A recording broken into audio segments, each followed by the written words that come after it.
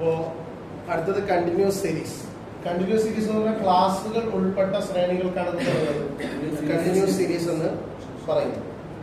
അപ്പൊ continuous series അനുസരിച്ചിട്ട് നമുക്ക് അരിത്തമെറ്റിക് മീൻ അല്ലെങ്കിൽ എക്സ് ബാർ കണ്ടുപിടിക്കാനുള്ള എന്താണ് ഫോർമുല നമ്മൾ എന്താ പഠിച്ചത്? X bar is equal to sigma F M by sigma F.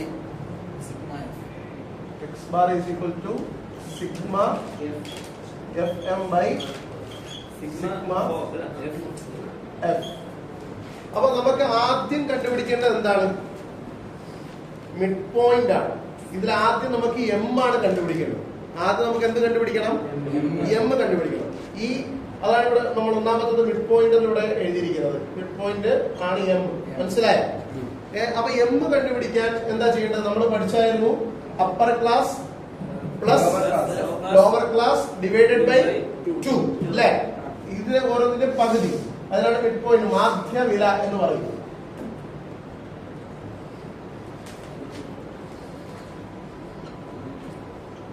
പൂജ്യം ടു 10ന്റെ മാധ്യവില എത്രയാ? 5 അല്ലേ? 10 ടു 20ന്റേത് 15, 25, 35, 45. ഓക്കെ. ഇനി അടുത്തത് മിഡ് പോയിന്റ് നമുക്ക് കിട്ടി. ഇനി നമുക്ക് വേണ്ടത് എഫ് എം ആണ് അല്ലെ? എഫ് ഇൻറ്റു എമ്മിനാണ് എന്ന് പറയുന്നത് എഫ് എം എന്ന് പറയുന്നത്. F M is equal to F into അല്ല എഫ് ഇൻറ്റു എം അല്ലെ? ഇവിടുത്തെ എഫ് എത്രയാണ്? 2 അല്ലെ? 5 ഗുണം 2 10.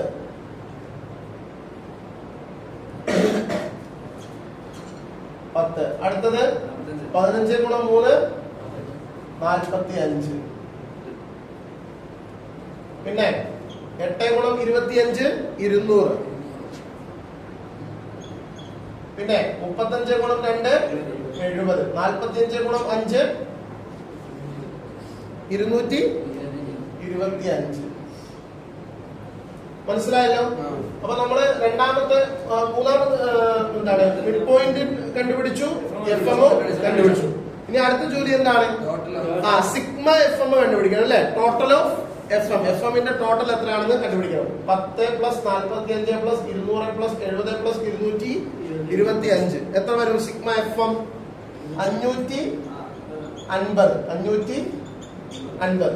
അപ്പം സിഗ്മ എഫ് എം നമുക്ക് എത്ര കിട്ടി? ഉത്തരം കിട്ടി 550 കിട്ടി. ഇനി അടുത്തത് sigma F, total of F ആണ് അല്ലെ? ടോട്ടൽ ഓഫ് എഫ് എത്രയാ വരിക? 20 ആണ് വരിക. 20. ഓക്കെ. അപ്പൊ നമുക്ക് ആവശ്യമായിട്ടുള്ള സാധനങ്ങളെല്ലാം ആയല്ലോ. നമുക്ക് ഫോർമുല അപ്ലൈ ചെയ്യാം. അപ്പൊ എന്താണ്?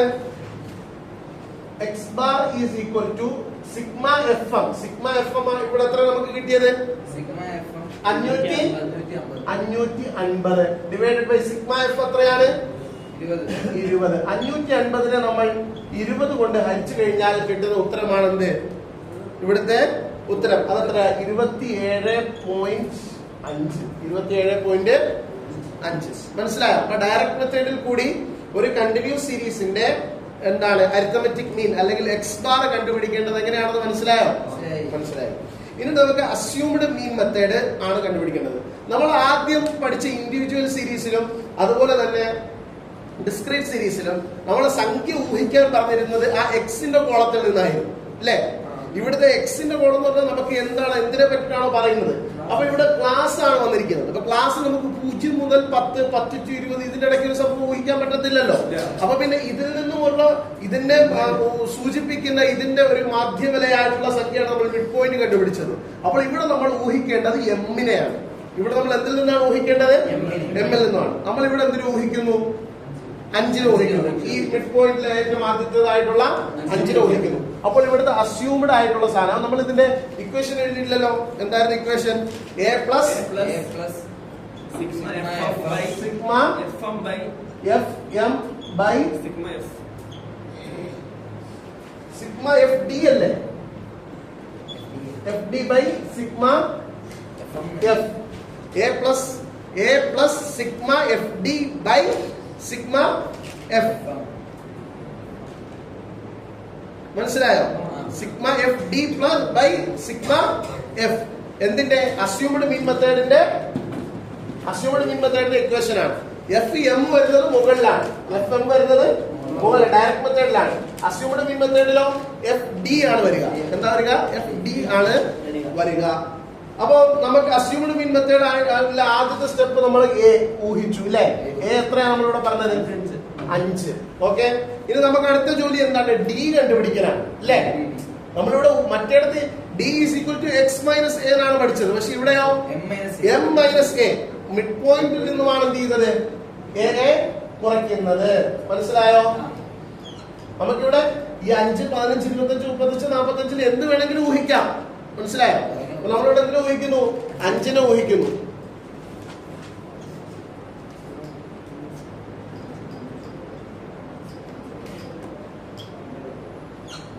അപ്പോ ഇവിടെ നമ്മള് എ ആയിട്ടുള്ള സാധനം 5 ആണെന്നല്ലേ പറഞ്ഞത്. മിഡ് പോയിന്റ് ആയിട്ടുള്ള 5നെ 5ൽ നിന്ന് കുറച്ചാൽ എത്ര കിട്ടുക? 0. മനസ്സിലായോ? 15ൽ നിന്നും 5 കുറച്ചാലോ 10. 25ൽ നിന്നും 5 കുറച്ചാലോ 20. 35ൽ നിന്ന് കുറച്ചാലോ 30. 45ൽ നിന്ന് കുറച്ചാലോ 40. ഓക്കെ, കിട്ടിയല്ലോ. പക്ഷെ നമുക്ക് ഇവിടെ ഡി അല്ലേ കിട്ടിയിട്ടുള്ളൂ. നമുക്കിനി എഫ് ഡി കണ്ടുപിടിക്കണ്ടേ? എഫ് ഡി എന്ന് പറഞ്ഞു കഴിഞ്ഞാൽ ഈ ഡി എയും എഫിനെയും കൂടെ ഗുണിക്കണം അല്ലേ. ഡി എയും എഫിനെയും കൂടി ഗുണിക്കണം. അപ്പൊ നമുക്ക് അടുത്ത കോളം വീണ്ടും നമ്മൾ വരയ്ക്കും.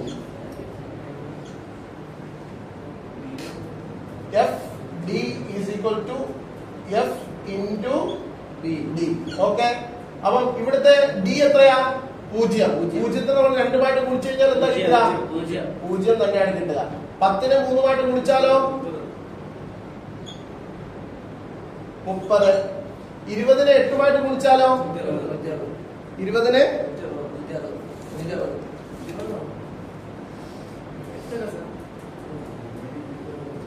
160. ഓക്കെ, 30നെ 2 ഗുണിച്ചാൽ 60. 40നെ 5 ഗുണിച്ചാൽ 200. മനസ്സിലായോ? ക്ലിയർ ആയോ? ഇപ്പം എഫ് ഡി നമ്മൾക്ക് കിട്ടി അല്ലെ. ഓരോന്നിനും എഫ് ഡി നമുക്ക് കിട്ടിയില്ലേ. ഇനി നമുക്ക് അടുത്ത ജോലി എന്താണ്? Total of F D. F ഡിയുടെ ടോട്ടൽ ആണ് നമുക്ക് അടുത്തത് കണ്ടുപിടിക്കണം. അപ്പൊ എഫ് ഡിയുടെ ടോട്ടൽ ഇതിന്റെ ടോട്ടലാണ്. ഇതിന്റെ ടോട്ടൽ എത്ര വരും? Sigma F D is equal to 450 അല്ലെ. 450. അപ്പൊ നമുക്ക് സിഗ്മ എഫ് ഡി കിട്ടിയോ? കിട്ടി. അപ്പൊ നമ്മൾ ഇവിടെ സിഗ്മ എഫ് ഡി എടുത്ത് എഴുതുക. സിഗ്മ എഫ് ഡി എത്രയാ? 450. സിഗ്മ എഫ് നമുക്ക് ഓൾറെഡി കിട്ടിയതല്ലേ. എത്ര? സിഗ്മ എഫ് എത്രയാ? 20. Sigma F is equal to 20. ഇനി X bar is equal to A plus A എന്ന് പറഞ്ഞു കഴിഞ്ഞാൽ എത്ര? നമുക്കിവിടെ 5 അല്ലെ. 5 പ്ലസ് 450 ഡിവൈഡഡ് ബൈ 20. അപ്പൊ നമുക്ക് ആദ്യം എന്താ ചെയ്യേണ്ടത്? 450ന് 20 എന്ത് ചെയ്യണം? ഹരിക്കണം. 450 20നെ ഹരിക്കണം. അപ്പോൾ കിട്ടുന്ന ഉത്തരം എത്രയാണ്? 22.5. 22.5 പ്ലസ് 5 എത്രയാ?